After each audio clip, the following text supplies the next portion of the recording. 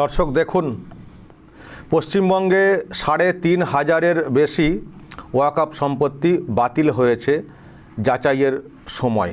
শ্রমিকের প্রশ্নে রাজ্যসভায় জবাব কিরেনের।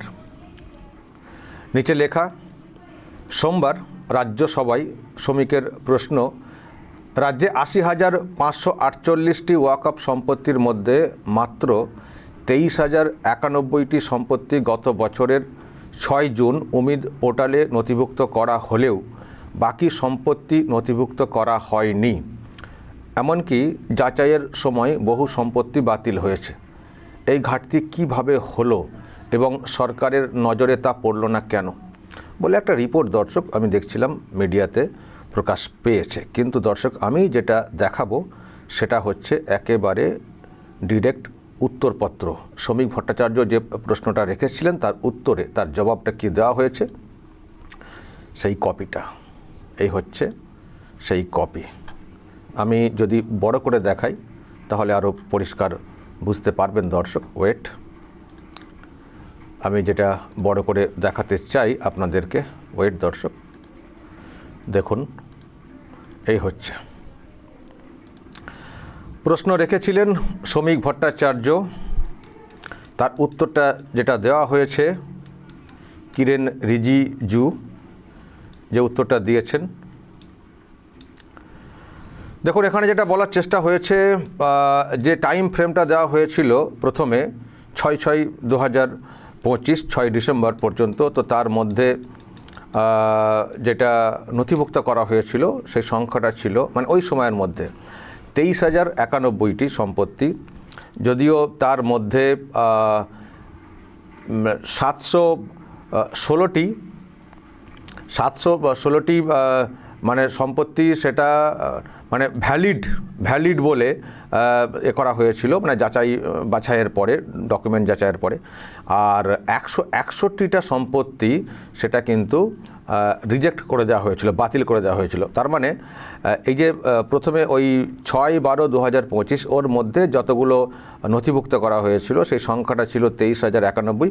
তো তার মধ্যে যখন ডকুমেন্ট যাচাই হচ্ছিল সেই যাচাইয়ের পরে 716টিকে ভ্যালিড বলে দেখা গেছে আর 161টি বাতিল, আর বাকিগুলো এখনও যাচাই পর্যায়ে রয়েছে, দেখা হচ্ছে, এটা মানে বলার চেষ্টা হয়েছে।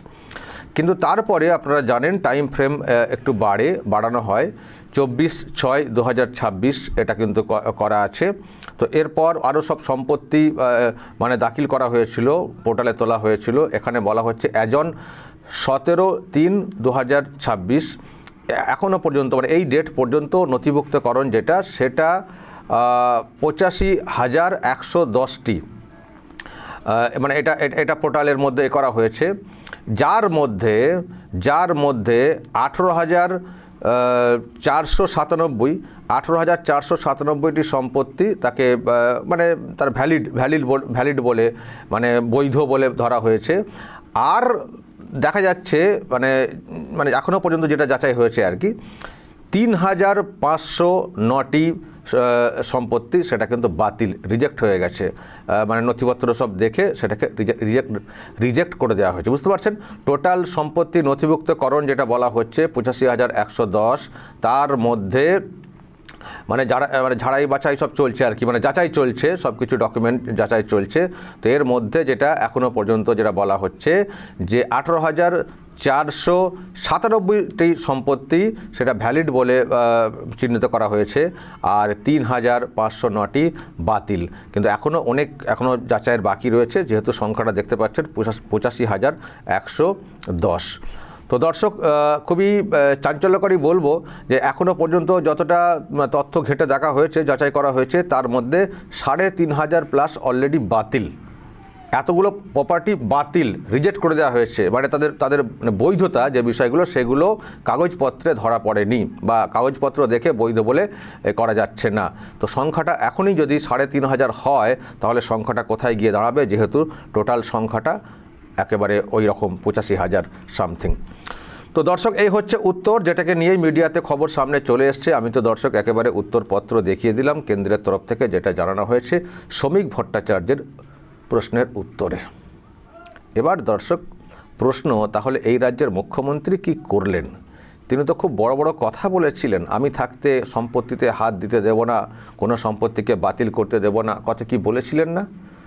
এই ওয়াকফ মানে আইন নতুন, সেটাকে লাগু করতে দেব না, সেই তো লাগু হলো এবং সেই আপনি মানলেন, এবং যাতে করে নথিভুক্তকরণ হয় সেই জন্য সব আবার আপনার লোকজনদেরকে বললেন তাড়াতাড়ি এগুলোকে করো। এমন একটা সময় বললেন যখন সময়টা অনেকটা গড়িয়ে গেছে। আপনি আশ্বাস দিয়েছিলেন কোনো কাগজপত্র দেখাতে হবে না, ফলে যারা সম্পত্তি দেখভাল করেন তারাও একটু উদাসীন ছিলেন, যারা সচেতন ছিলেন তারা বাঁচিয়ে ফেলেছেন, যারা উদাসীন ছিলেন তারা ডকুমেন্ট ঠিক করে করেননি বা যোগাড়যন্ত্র করেননি, যেগুলো হয়ে গেছে কোনোভাবে ব্যবস্থা করা সেটাও করতে পারেননি বা খুঁজেও বের করতে পারেননি। তো এবার তারা ওই হয়তো কিছু একটা উল্টোপাল্টা ডকুমেন্ট জমা করেছেন বা শুধু নামটা লিখে দিয়েছেন, সেটা বললে তো হবে না, কাগজ তো দেখাতে হবে ঠিকঠাক করে। তো সময় পাওয়া যায়নি খুব বেশি, তাড়াহুড়ো করে অনেকে জমা করেছিলেন। তো এখন সেই জমার ভিত্তিতে, ডকুমেন্টের ভিত্তিতে এখন যখন বাছাই হচ্ছে তখন দেখা যাচ্ছে অনেকের ক্ষেত্রে গলদ আছে, তার ভিত্তিতে ওয়াকফ প্রপার্টি হিসেবে দাবি করা যায় না, ব্যাস সব ফেঁসে গেছেন। আমি দর্শক মুখ্যমন্ত্রীর একটা বক্তব্য শোনাই, অনেকবারই বলেছেন, উনি অনেক গলাবাজি করেছেন, আমি হাত দিতে দেবো না, তার আগে তো বলেছিলেন যে আমি আইনকে লাগু করতেই দেবো না। আচ্ছা, এটা একটা বক্তব্য দর্শক শুনুন।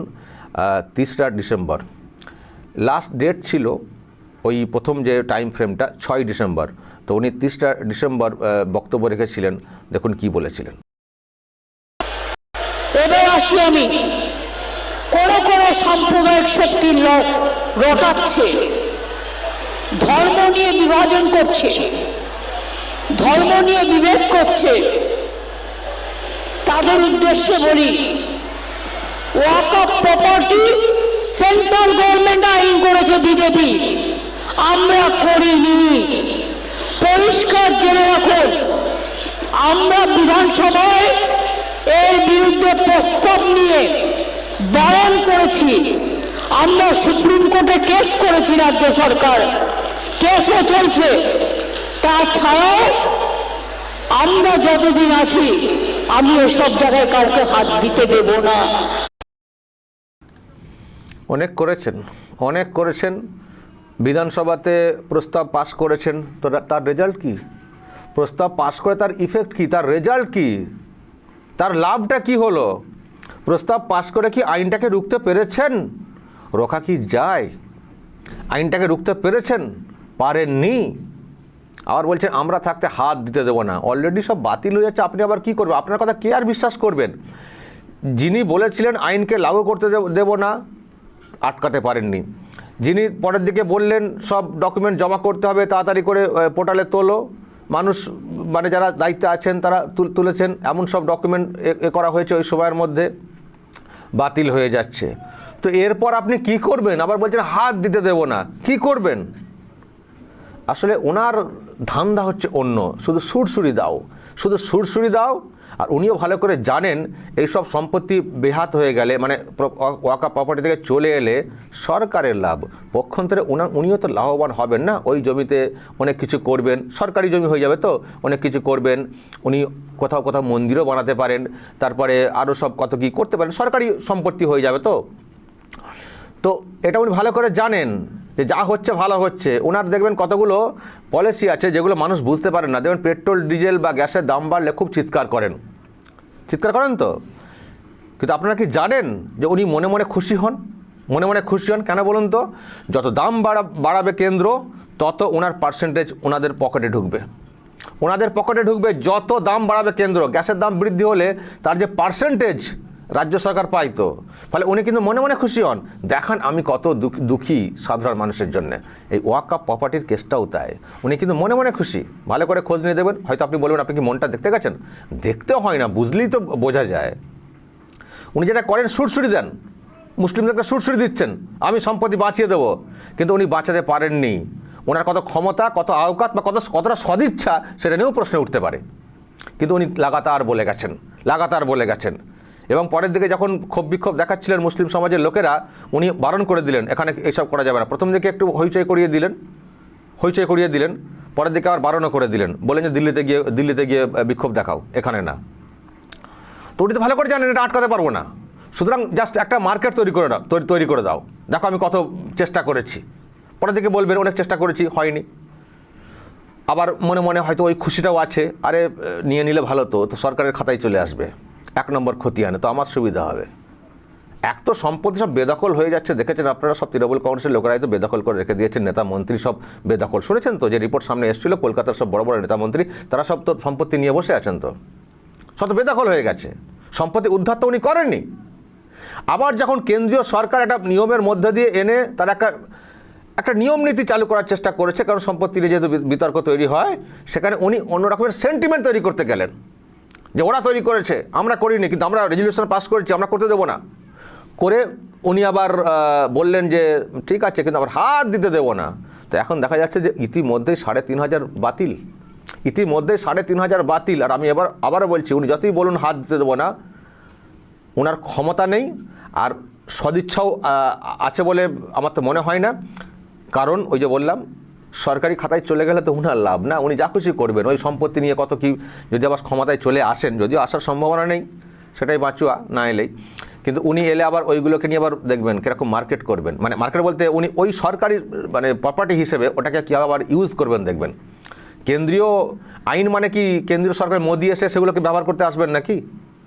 রাজ্য সরকারই তো সেগুলোকে ব্যবহার করবে, রাজ্য সরকারই তো সেগুলোকে ব্যবহার করবে। সুতরাং ইনার হচ্ছে এই ধান্দা, কেউ আটকাতে পারবেন না, কেউ আটকাতে পারবেন না। উনি জানেন ভালো করে আমি আটকাতে পারবো না, তার সত্ত্বেও মুসলমান লোকেদেরকে ভড়কে দিলেন এবং তাদেরকে উদাসীন রেখে দিলেন। তারা না ঠিকঠাকভাবে ঠিক সময়ে ডকুমেন্ট জমা করলেন, তাড়াহুড়ো করে জমা করতে গিয়ে অনেকে হয়তো ঠিকঠাক সম্পত্তির সব কিছু দাখিল করতে পারেননি। তো ব্যাস, এখন সব বাতিল। আর কিছু কিছু বিতর্কিত ব্যাপার যেখানে হয়তো জোর করেই দাবি করা হচ্ছিল, সেগুলো তো অলরেডি বাতিল হবেই। কিন্তু এটাও আমি কোথাও মনে করি হয়তো ভ্যালিড সম্পত্তি তাদেরও বাতিল হয়ে যাবে শুধুমাত্র এই মুখ্যমন্ত্রীর মিসগাইড করার জন্য।